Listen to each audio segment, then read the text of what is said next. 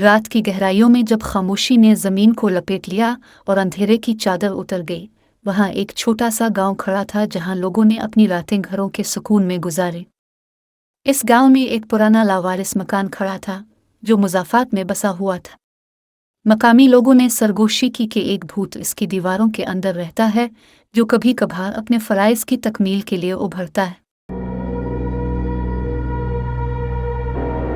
एक रात जब गांव की आवाज़ें दूर तक मद्धम हुईं और मकीन सो गए, एक नौजवान लड़के ने नजरें घर की तरफ मोड़ दी।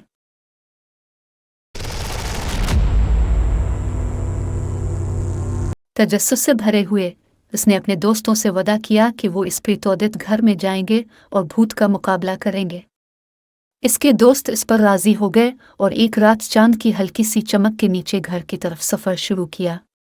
जैसे जैसे वो करीब पहुंचे, फिन तामीर उन्हें ख्वाबों की दुनिया में ले जा रहा था। घर में दाखिल होते ही उन्हें एक खौफनाक मंजर का सामना करना पड़ा। कमरे के बीच में एक पुरानी चारपाई पड़ी थी जिस पर एक भूत की शक्ल खौफनाक हद तक हकीकी दिखाई देती थी। लड़के का दिल धड़क रहा था, लेकिन वो अपने दोस्तों के सामने डरपोक जाहिर नहीं होना चाहता था।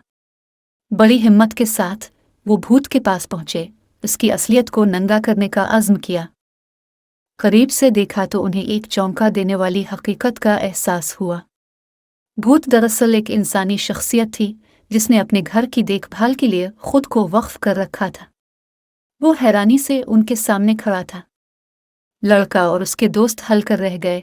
इस बात का यकीन नहीं था कि उन्होंने जो कुछ देखा वो हकीकत है या उनके तख़य्युलात की पैदावार। रात भर उनकी भागदौड़ ने गांव को एक सनसनी में डाल दिया।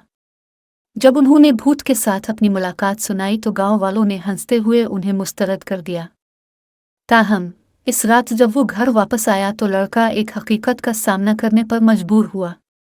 जैसे ही इसने अपने घर की तरफ देखा, उसने अपने आप को इसी भूत के तौर पर लेबल लगाते हुए देखा जिससे इसका सामना हुआ था। इस दुनिया में वजूद की बेयकीनी के सिवा कुछ भी यकीनी नहीं था।